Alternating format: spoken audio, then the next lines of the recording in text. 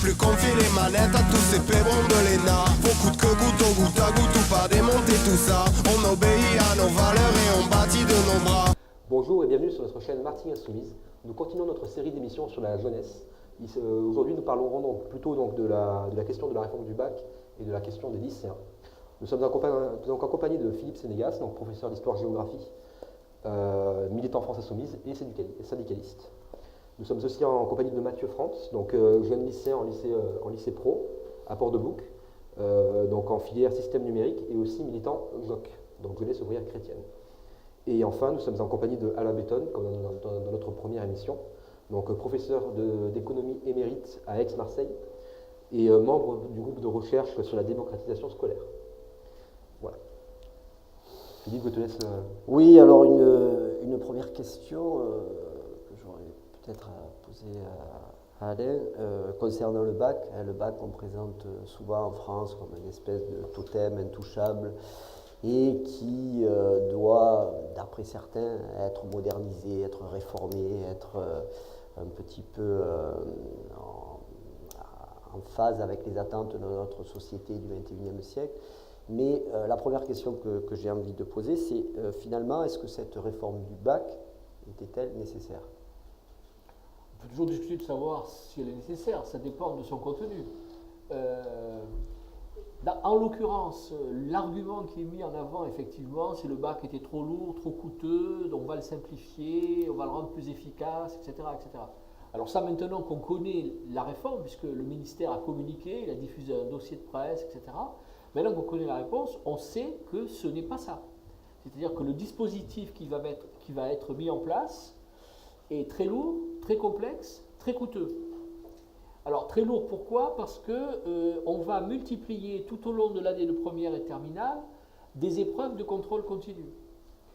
Face à la critique selon laquelle on risquait d'avoir un bac local, le gouvernement dit bon mais non, on va faire une banque nationale d'épreuves de sujets. Les élèves du lycée de première et terminale passeront des bacs blancs qui seront corrigés par un autre professeur que le leur. À un moment, on avait envisagé que ce soit corrigé par un prof d'un autre lycée. Donc tout ça est d'une complexité inouïe. Qui plus est, évidemment, tous les lycées de France organisaient des épreuves sur table, des concours, des bacs blancs, etc. Mais là, on va rigidifier tout ça. Ça va faire perdre beaucoup de temps de formation. Par parenthèse, quand les profs faisaient passer le bac, ils étaient médiocrement payés, mais quand même un peu payés, et puis ils ne faisaient plus cours. Maintenant, ils vont corriger le contrôle continu sans être payés en continuant à faire cours. Donc, si le bac était trop lourd, là, on déplace la charge sur les enseignants. Deuxième élément, la décision qui a été prise par le gouvernement est de mettre en place un écrit du bac qui a lieu à la rentrée des vacances de Pâques, et qui porte sur les deux disciplines majeures choisies par les étudiants, par les élèves, puisqu'on a une dose de bac à la carte. Les gens vont choisir des couples de matières, et donc les deux écrits se passeront à la rentrée des vacances de Pâques. Pourquoi ? Parce qu'on nous dit qu'il faut prendre en compte ces notes dans le dossier Parcoursup qui va être soumis aux universités. Voilà. Et deuxième étape, on va faire un examen terminal en philosophie au niveau de la fin de la terminale, en fin de première en français, et on va instaurer un grand oral dont on ne nous dit plus rien maintenant sur la façon dont les élèves y seront préparés. Donc la question qui se pose, c'est que vont faire les élèves entre la fin des vacances de Pâques et le moment où ils passent le début du bac et la fin de l'année. Entre les deux, ça paraît peu raisonnable de maintenir des heures de cours sur un enseignement qui a déjà fait l'objet d'une épreuve du bac. Donc une des conséquences, à mon avis, très graves de cette réforme, c'est de faire perdre du temps d'apprentissage scolaire aux élèves. Beaucoup de gens ont fait observer, y compris des gens qui sont très modérés, par exemple Marie du Rubella, qui a toujours soutenu les gouvernements précédents, dit non, ça ne va pas, on oblige les élèves à se spécialiser trop tôt, et l'épreuve de grand oral devant 3 personnes, dont une qui n'est pas enseignante, parce qu'en prenant des chefs d'établissement, des chefs d'entreprises locaux ou des cadres de telle ou telle entreprise, ils évalueront mieux les élèves. Enfin, tout ça est absolument calamiteux du point de vue du dispositif, et en termes d'objectifs, alléger le bac, le rendre moins coûteux, moins lourd, etc., c'est absolument pas ça. Donc la question qu'il faut se poser, c'est pourquoi ils font ça, alors que ce n'est pas pour atteindre l'objectif qu'ils avaient affiché.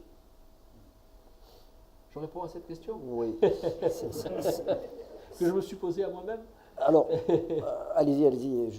Après, ça me permettra peut-être de rebondir sur D'accord. les choses. Alors, qu'on vient de dire. l'idée qui est derrière, c'est d'abord d'assurer la transition entre le lycée et l'université. Alors, en soi, ça n'est pas une mauvaise chose. Moi, je suis pour le progrès de la scolarisation. Donc, que l'on conçoive la formation des élèves en termes de tous les élèves, en termes bac-3, bac+3, moi, j'y suis tout à fait favorable. Mais en l'occurrence, la meilleure façon de préparer les élèves à l'enseignement supérieur, c'est de leur donner le plus haut niveau possible de culture générale dans toutes les disciplines. Et là, on fait exactement l'inverse. Par exemple, la chose la plus aberrante qu'il y a dans cette réforme, c'est qu'il y a un tronc commun et puis des enseignements, deux types d'options entre lesquelles les élèves peuvent choisir. Par exemple, les mathématiques ne sont pas dans le tronc commun. Alors, on sait bien qu'il va y avoir des familles bien informées qui vont prendre les bons couples d'options qui correspondront aux attendus présentés par les universités à la fin de la terminale. Et puis, il y a les familles moins bien informées ou pas informées du tout qui choisiront les moins bons dispositifs. Pour l'instant, je signale qu'on ne parle que des attendus des universités. Mais si on compare avec le modèle britannique, parce que le modèle britannique, il précède toujours de quelques années ce qui est fait chez nous. Dans le modèle britannique, aujourd'hui, les universités définissent des attendus et puis elles définissent les formations reçues au lycée qu'elles ne veulent pas. Donc si un élève a choisi telle ou telle option et qu'il veut rentrer dans telle fac, la fac lui dit, puisque vous avez étudié cette option au lycée, on ne vous veut pas. Parce que vous auriez dû choisir autre chose, travailler plus dans telle ou telle discipline, etc. Donc on est bien dans une logique de sélection, de tri scolaire, qui est aussi un tri social des élèves. Et je pense que c'est ça qui est la motivation essentielle de cette réforme, c'est-à-dire de concevoir dès la classe de première un dispositif dans lequel on va cibler les formations de telle façon qu'ensuite les élèves vont trier en fonction de leur choix, vont être triés en fonction de leur choix, mais plus grave peut-être dans lequel on va dire aux gens, écoutez, vous ne correspondez pas aux attendus des universités où vous voulez aller. Mais vous étiez libre de prendre vos choix. C'est votre faute, personne ne vous a obligé. Vous n'avez pas choisi les bons choix, tant pis pour vous, maintenant c'est trop tard. Donc on va faire porter la responsabilité de la sélection sociale sur les élèves et les familles en disant vous n'aurez pas fait les bons choix. J'ajoute que dans beaucoup de cas, les choix seront contraints. Il est bien évident que si on peut avoir jusqu'à 10, 12 couples de matières qui sont proposées, au moins 8, elles ne vont pas être proposées dans tous les lycées. Le lycée de Barcelonnette, de Briançon, on ne va pas offrir 8 couples de matières, simplement parce que c'est des lycées qui ont des trop petits effectifs. Ce qui veut dire que la logique de spécialisation et de mise en concurrence des établissements va jouer à plein. Les établissements vont choisir des options, et le texte dit que les établissements peuvent choisir des couples d'options qui ne sont pas proposés par le ministère au nom de l'innovation. Donc on voit bien que l'établissement qui va vouloir se distinguer, il va combiner une palette d'options pour essayer d'attirer les bons élèves, faire en sorte que les moins bons à la sortie du collège n'aient pas envie de venir chez eux, etc. etc.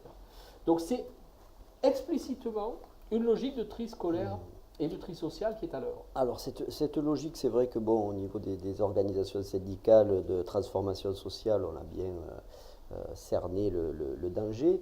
Le fait aussi d'instaurer une part grandissante de notes, un contrôle continu, plus tout ce que vous disiez à l'instant, va finalement faire qu'on va se diriger de plus en plus vers un diplôme d'établissement plus qu'un diplôme national. En même temps, par rapport au premier jet qui avait été fait la proposition qui avait été faite il y a quelques mois et finalement la réforme qui est proposée, je dirais que en salle des professeurs, beaucoup de collègues ont réagi en disant finalement c'est pas aussi pire que ce qu'on pouvait attendre et on préserve l'aspect national du diplôme, on n'instaure pas la semestrialisation ni pour les enseignements ni pour les professeurs. Donc il y a presque, on va dire, sur bon nombre je ne dirais pas la majorité, c'est difficile à évaluer, mais un bon nombre de collègues qui finalement se sentent rassurés par ce qui est à l'arrivée, bon, une réforme qui est mauvaise, mais moins que ceux qui craignaient.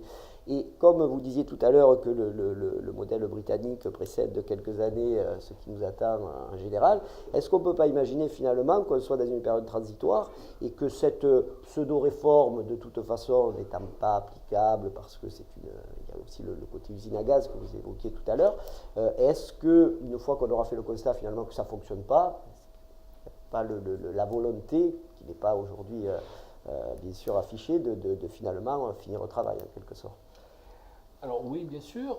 Alors moi, ce que je dirais, c'est que nous avons en face de nous un ministre de l'Éducation qui est extrêmement habile. Alors je comprends que les collègues puissent se dire c'est moins pire que le rapport Mathiot, mais à mon avis, l'essentiel des éléments nuisibles sont maintenus et quelquefois aggravés. Par exemple, le rapport Mathiot proposait ce grand oral en fin de terminale. Il y avait des gens qui le défendaient, bon, peu importe. Mais il prévoyait des heures pour le préparer. La réforme Blanquer maintient le grand oral, mais il n'y a plus de préparation. Donc ça va être encore plus socialement ségrégatif, puisqu'on ne prépare pas les gens à une prestation de 20 minutes devant un jury de 3 personnes qu'ils ne connaissent pas, pour présenter un travail étalé sur 2 ans, dont personne n'est chargé de les encadrer. De la même façon, on n'a pas été, à mon avis, il y a un gros travail d'information à faire auprès des familles, auprès des élèves, auprès des personnels, y compris les personnels d'ailleurs de direction qui vont être en première ligne sur cette affaire. On n'a pas mis en place, par exemple, la semestrialisation, d'accord? C'est plutôt positif. Mais ce qu'on a mis en place, par contre, c'est des horaires importants d'enseignement qui ne sont pas ciblés sur une discipline. Connaissance du monde contemporain, c'est qui va enseigner ça? Humanité numérique, si quelqu'un sait ce que c'est et qui est-ce qui va l'enseigner, il est très fort. Et ça représente des volumes horaires qui sont importants. Ce qui veut dire que, en fonction du choix que feront les élèves de tel ou tel enseignement, il y aura des professeurs qui seront sous service. Donc on leur donnera ces enseignements qui ne correspondent pas à leur formation, à leur recrutement, et qui serviront de variable d'ajustement. Et progressivement, on fera rentrer dans l'idée une sorte de polyvalence généralisée, en tout cas de déplacement à la marge des services d'enseignement. Donc je pense que cette réforme est extrêmement dangereuse. Maintenant, elle n'est qu'une étape. Mais ça, Blanquer, il est très habile, mais il dit ce qu'il veut faire. Il l'a dit avant de devenir ministre de l'Éducation de Macron, puisqu'il devait être ministre de l'Éducation de Fillon. Et c'est dans cette perspective qu'il a publié un livre où il définissait son projet. Et son projet était très clair. Il dit, moi, mon modèle, c'est les établissements d'enseignement privé sous contrat. Les chefs d'établissement recrutent leur personnel et choisissent leurs élèves. Et ensuite, toujours par la même logique, que le meilleur gagne. Cette logique-là, aujourd'hui, il la présente différemment, parce que, bon, ministre de l'Éducation, cela fout un peu mal de dire, je prends comme exemple l'établissement privé, même sous contrat. Mais il a dit, je prends comme modèle les établissements publics français à l'étranger. Les chefs d'établissement choisissent leur personnel et choisissent leurs élèves. Donc c'est la même logique. Donc la prochaine étape, qui est la continuité de ce qui se fait là, c'est de rentrer dans l'application de la logique de régulation marchande par la concurrence, appliquée au lycée, alors qu'elle est depuis à peu près 25 ans appliquée aux universités. Donc on va avoir une extension de cette logique-là, mais c'est la continuité affichée. Je signale qu'il y a quelques semaines seulement, il y a eu une séance complète de questions au gouvernement, à l'Assemblée nationale, consacrée à l'éducation. Blanquer a dit qu'il allait, d'ici la fin de l'année, enfin il a dit d'ici quelques mois, on était en décembre ou janvier, d'ici quelques mois, réformer le recrutement et la gestion des carrières des enseignants. Et il a dit, qu'est-ce que ça veut dire? Ça veut dire une gestion plus humaine, plus proche. Par exemple, la gestion par le chef d'établissement, qui est plus humain ou plus proche que les mécanismes aveugles du mouvement national. Donc on peut aller très vite, par exemple, à un recrutement académique des enseignants, ou on peut aller plus loin, ce projet est sur le feu, parce qu'il veut réformer la formation des enseignants aussi. de dire les organismes de formation des enseignants actuellement, les SP, École supérieure du professorat d'éducation, vont délivrer un diplôme et ensuite les gens titulaires de ce diplôme proposeront leur candidature aux établissements. C'est ce que font aujourd'hui les collègues du privé, y compris les collègues du privé qui ont réussi un concours de recrutement grâce à la gauche au pouvoir, mais ce concours de recrutement ne garantit pas un emploi. Oui, ou dans les collectivités territoriales. Voilà. Ou dans les collectivités territoriales, on peut réussir au concours d'attaché de rédacteur et être embauché par personne. Donc ça c'est une évolution qui, à mon avis, sauf forte résistance du mouvement social, va être avancée.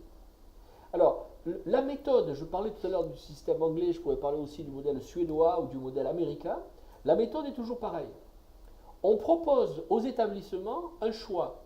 Soit vous restez dans le système actuel, soit vous passez un contrat, une charte avec l'éducation nationale, et dans cette charte, il y a des choses qui changent. Le chef d'établissement recrute personne. Vous n'êtes pas obligé.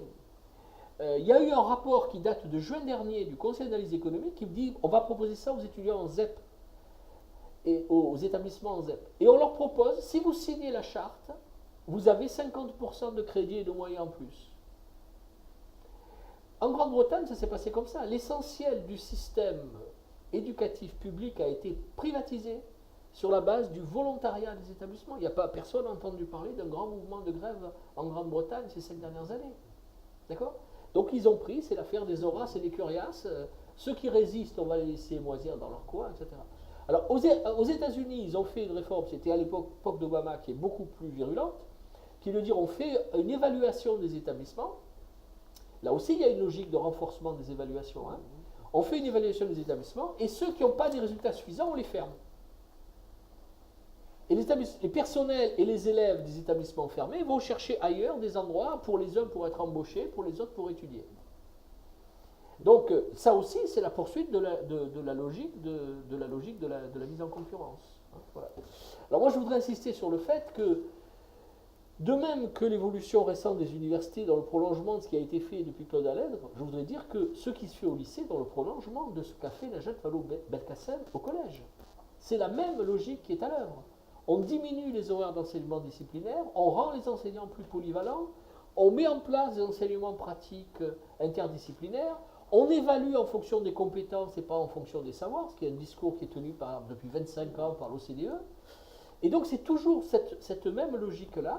Hein, on va définir des compétences attendues des étudiants et des élèves comme des collégiens. Et de plus en plus, ces compétences sont définies comme des compétences non cognitives.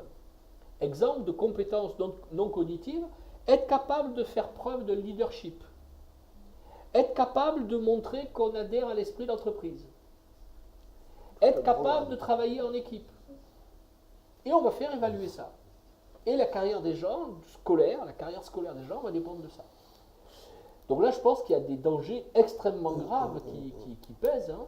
Danger extrêmement grave, en même temps on le voit, hein, contrairement à l'image que veut renvoyer ce gouvernement, il n'y a rien de moderne ou de novateur dans ces vieilles recettes, puisque bon, en gros l'autonomie des établissements, l'évaluation des établissements, voire des enseignants, hein, c'était dans les cartons à l'époque de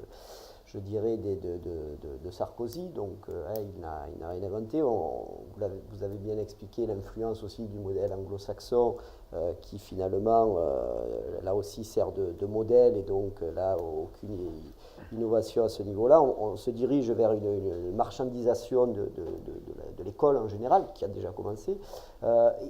Comment les lycéens voient cette évolution? Est-ce qu'ils la ressentent? Est-ce qu'ils ressentent ces dangers? Comment vivez-vous, vous, en tant que lycéen, ce type de réforme? Après, je pense que c'est plus une question de général. Pas poser cette question à des pros, parce que techniquement, les pros, le coût du bac en plusieurs formes, dans plusieurs on va dire, passages, c'est-à-dire chaque épreuve, c'est déjà fait, avec tout ce qui est CAP et BEP. Et puis certains élèves, comment on va dire, c'est aussi le côté, on va dire, professionnel. On demande dès le primaire qu'est-ce que tu veux faire plus tard. Donc honnêtement, pour beaucoup, le bac c'est le Saint Graal. Il faut à tout prix l'avoir. Si tu l'as pas, ben tant pis. Les étudiants le vivent, je dirais, bien et mal, parce qu'on a eu la preuve que, déjà de une, on n'est pas écouté. Parce que quand on essaye de parler, on nous dit on est trop jeune, donc restez où vous êtes. Et quand on essaie un peu de se révolter, on va dire un peu nous punit, on nous dit non mais calmez-vous. Donc certains sont démoralisés et ils font je le ferai comme tous les jours, quoi. S'il faut plus tard je ferai un métier un peu salissant, tant pis. Le bac si je l'ai pas, tant pis, c'est pas grave, voilà. Le problème c'est qu'aujourd'hui le côté professionnel était oublié des jeunes. Beaucoup de jeunes pour eux le bac c'est presque plus rien parce que techniquement ils voient déjà que le pays est mal pour eux.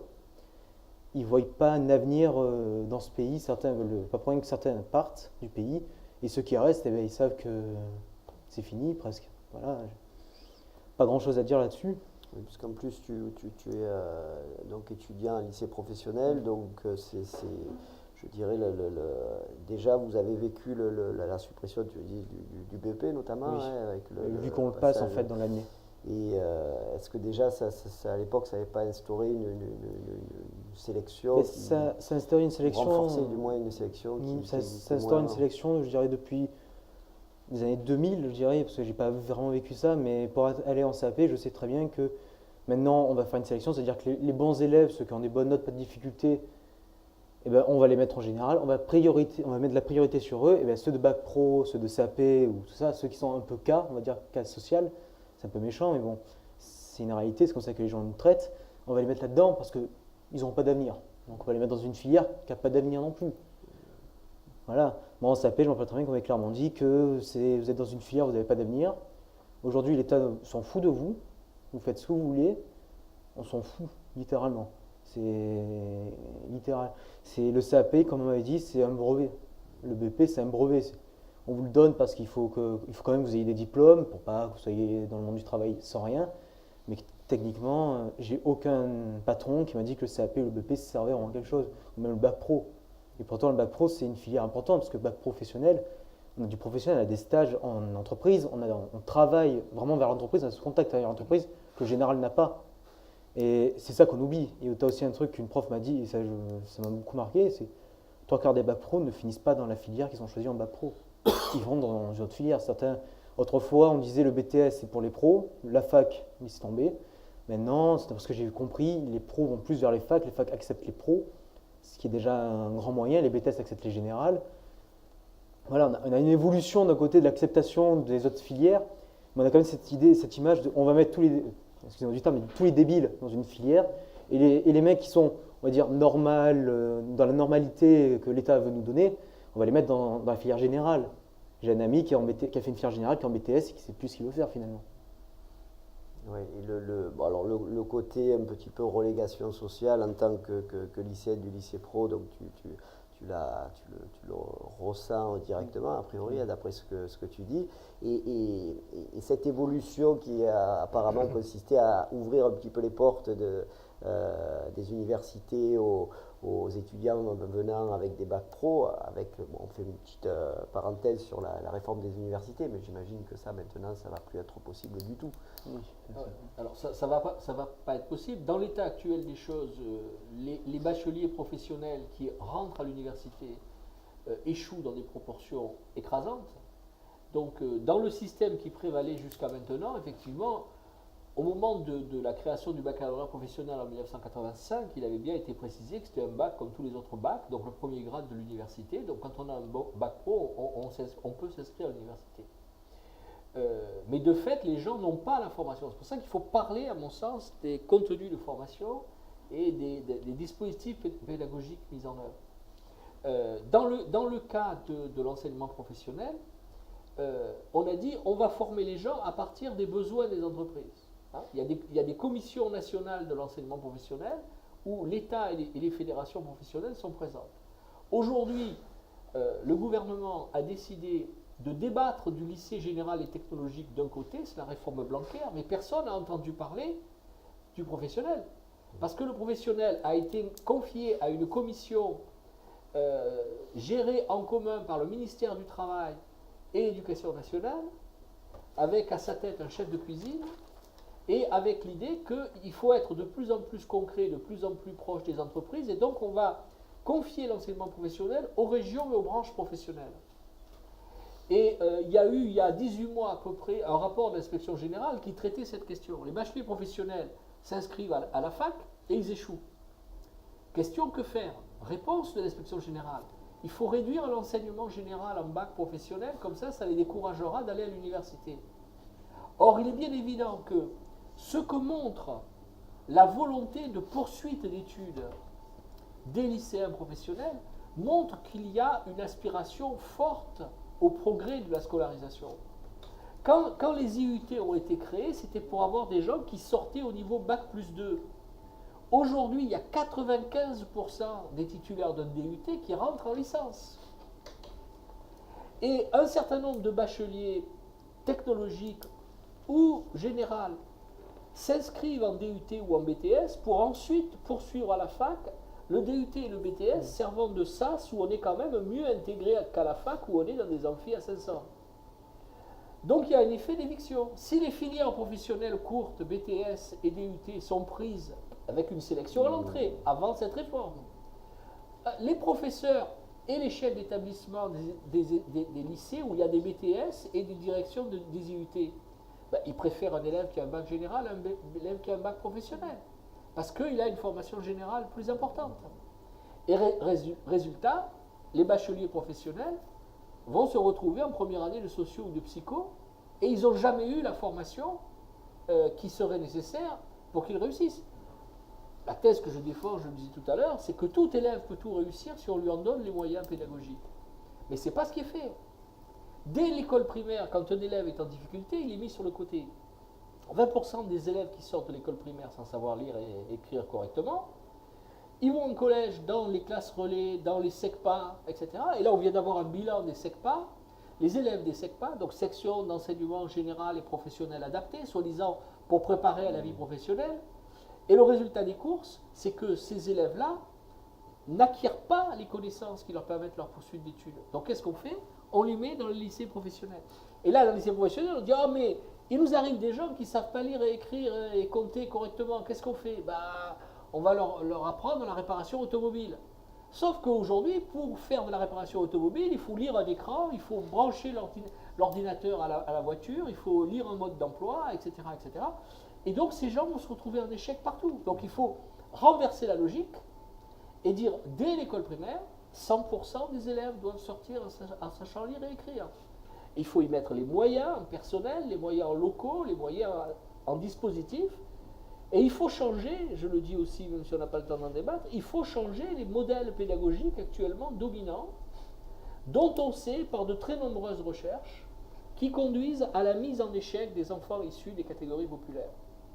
Parce que la pédagogie qui est aujourd'hui dominante, elle repose sur le fait que les élèves doivent déjà savoir des choses à l'entrée de l'école que l'école ne leur apprend pas.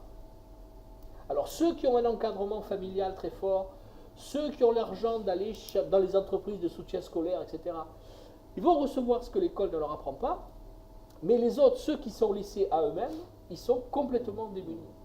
Et ils vont échouer, simplement parce qu'on leur a jamais expliqué comment il faut faire pour réussir. On leur a même jamais expliqué qu'est-ce qu'il y avait à apprendre, pourquoi est-ce qu'on fait cette activité, dans quel but, pour comprendre quoi. Ça n'est jamais expliqué, ça reste dans l'implicite. Et aujourd'hui, je dirais que, alors au GRDS, c'est une de nos idées forces, on la défend. Moi, je suis intervenu dans le SNUIPP, dans le SNEP, au stage collège du SNES l'année dernière, etc., pour expliquer cette idée. Mais elle passe pas facilement, y compris dans les milieux syndicaux et moins encore dans le milieu large des enseignants qui sont habitués au discours de l'institution.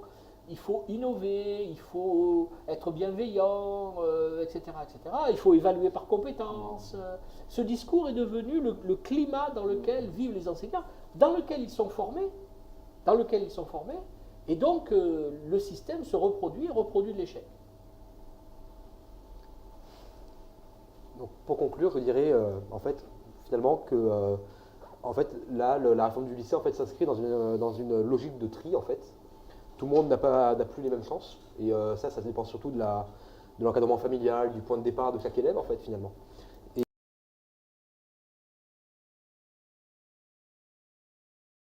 Sans haine, sans armes et sans violence, de résistance en désobéissance.